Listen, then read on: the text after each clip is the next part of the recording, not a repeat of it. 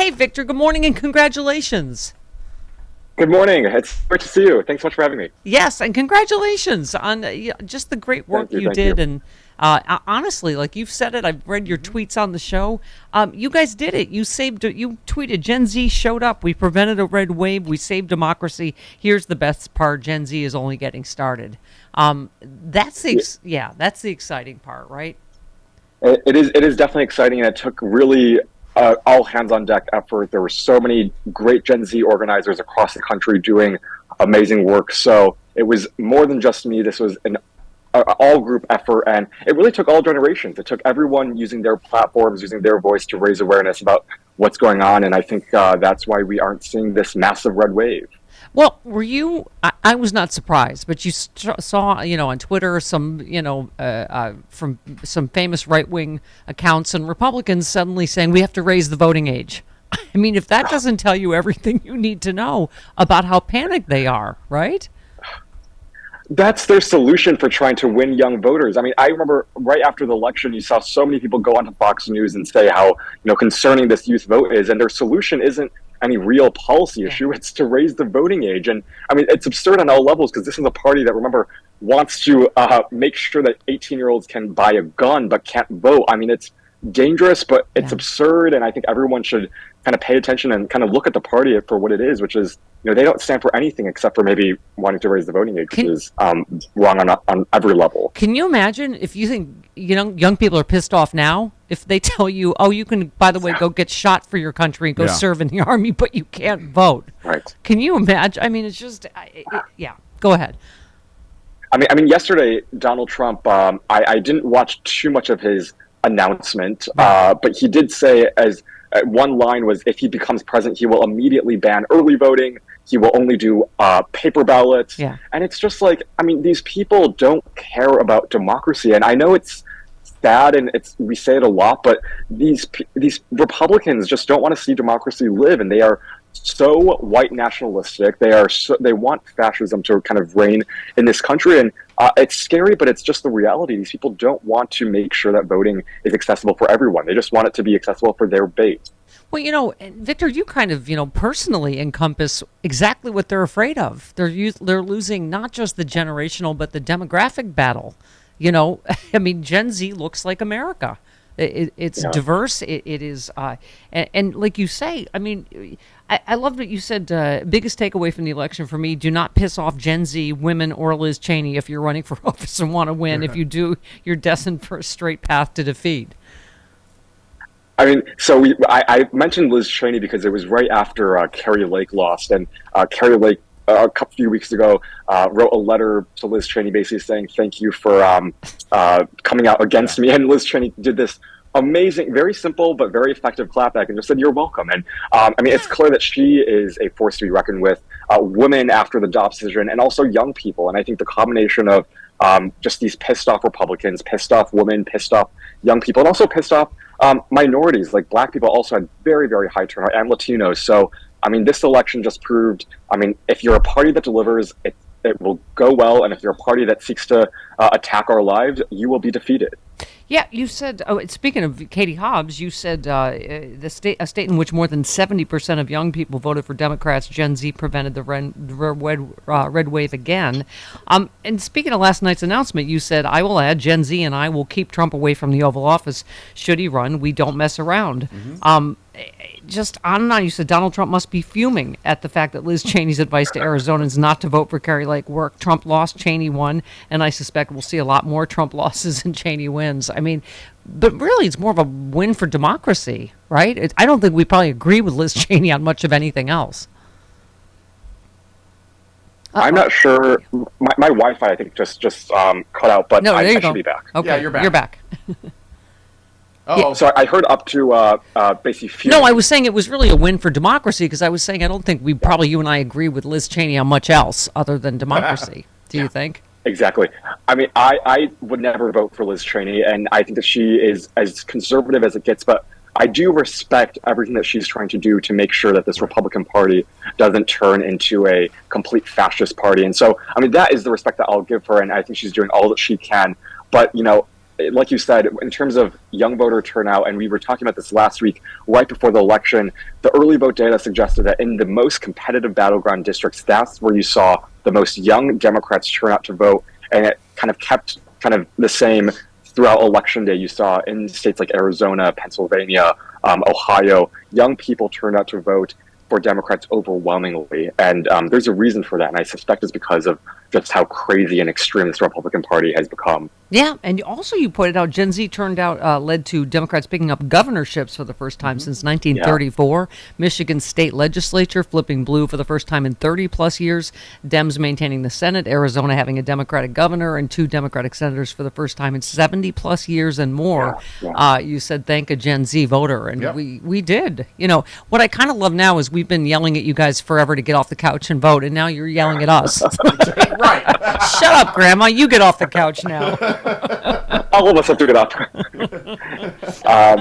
You're so right about it. It's one of the best things about last Tuesday wasn't just what happened at the federal level. I mean, down ballot, you saw so many great people win their offices. Michigan, like you said, that flipped from for the first time to a completely blue state since the 1980s. And throughout the country, you also had all of these state legislatures flipped. And that's where you're going to see the progress, I think, in this country. That's where voting rights are going to be advanced. That's where all of these rights are going to kind of be enshrined within the Constitution. And so that gave me a lot of hope. But also Gen Zers who won across the country. Obviously, we have Maxwell Frost, who is the first Gen Zer to be elected to Congress, but also all the way down ballot, someone in my home state, Illinois, Nabila Syed, she's becoming the first Gen Zer to serve in the Illinois State House. And so all of these great candidates won their elected offices, and I think are going to be a great addition to whatever House or Senate they serve in. Yeah, you said it best. You said young people aren't oblivious. We know Republicans don't have any real policy platform, and we made it clear on Tuesday we won't stand for what they don't have to offer.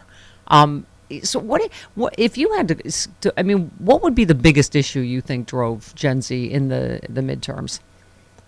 Overwhelmingly abortion. I mean, I don't trust too many polls, but just in terms of the poll that the Harvard Institute of Politics has this great poll that they do every semester, and it's one of the most reliable polls for young voters. And overwhelmingly, they found that young voters voted for abortion. You saw this also in exit polling.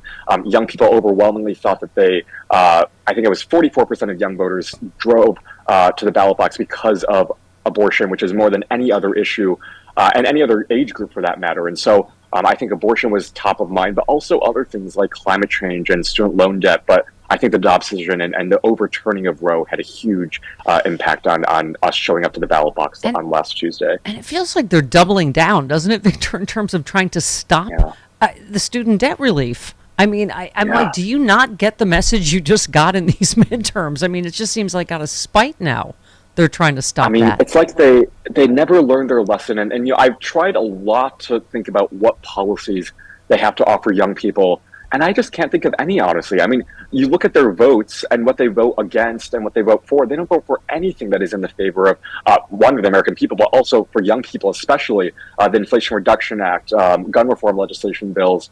I mean, all of these bills are things that young people care deeply about, but Republicans don't vote for them, and they vote against it. And so it's a really kind of sad and strange reality, but I think we can't say it enough that Republicans just don't care. Yeah, and I loved your tweet. You said we've still got Georgia, and the entire voters tomorrow just got off a call about how we will win the state. And again, to me, it'll be the third time Raphael Warnock has won. He won the first time. He won.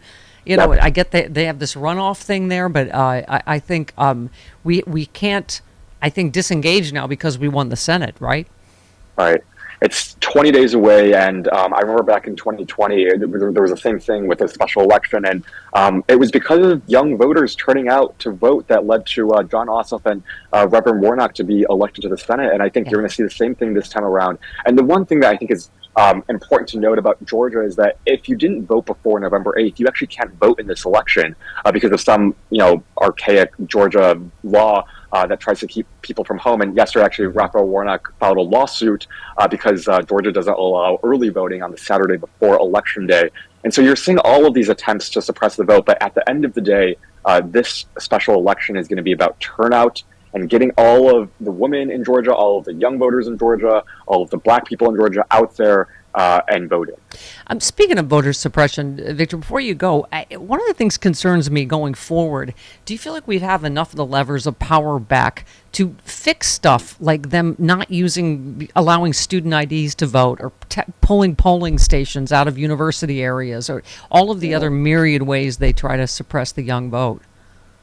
So I'm worried and optimistic at the same time. So I'm worried in the sense that I think we all remember what happened in Florida. That was a state that completely didn't turn in our favor, and it's kind of those Republican-controlled state legislatures like Florida, like Texas, that I'm concerned that we'll see the most voter suppression laws come out of, because those are states not only with Republican state legislatures, but also Republican governors. And that's, I think, where you're going to see the most amount of voter suppression bills. And you're seeing Republicans already trying to make it harder for young people to vote. And so that's where I'm concerned. But also I'm comforted by the fact, like we were talking about before, some of these blue state legislatures like Pennsylvania and Michigan that flipped blue, that are really going to kind of be the bulwark against down in Florida. And hopefully, I don't know, Republicans have a very narrow majority in the House, but hopefully it's not enough to get them to pass voter suppression laws. And hopefully Democrats can pass something like the John Lewis Voting Rights Act and get that to the Senate, and then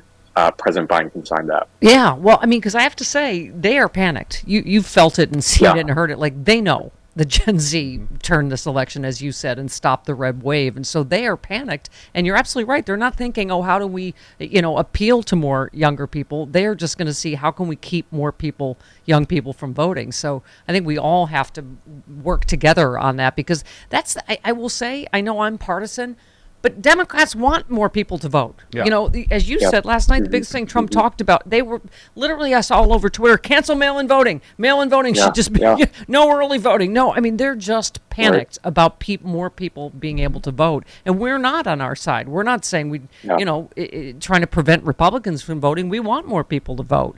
Yeah. So, Go ahead. That's the difference. And I know you said you're being partisan, but you're really not being partisan. I mean, I wish more people and more journalists and more pundits on TV would say that and just be that blunt about the state of you have one party that does everything it can to suppress votes and make it harder for people to vote, and the other party, Democrats, just want people to vote. It doesn't matter what you look like, what party you believe in. We just want everyone to vote, and that's, I think, the difference between a party that believes in democracy and a party that doesn't. Yep. Well, I believe children of the future, in particular you. iGen Politics is the not podcast. A child. To me, my he God. is. He's an adult. He's a stem cell. He's barely even formed. And I'm he getting goes, older every day. Yes. and he goes to UCLA, and I'm from USC, so I love him. All right, Victor, thanks for taking The game time, is this honey. weekend. What's that? The big game's this weekend. Oh, is it? It is. Yay, fight on, or whatever. I don't really care, Victor. Kick the Trojans' ass. All right, love you, Victor. Thanks, See you next Victor. time. Bye, guys. There he goes.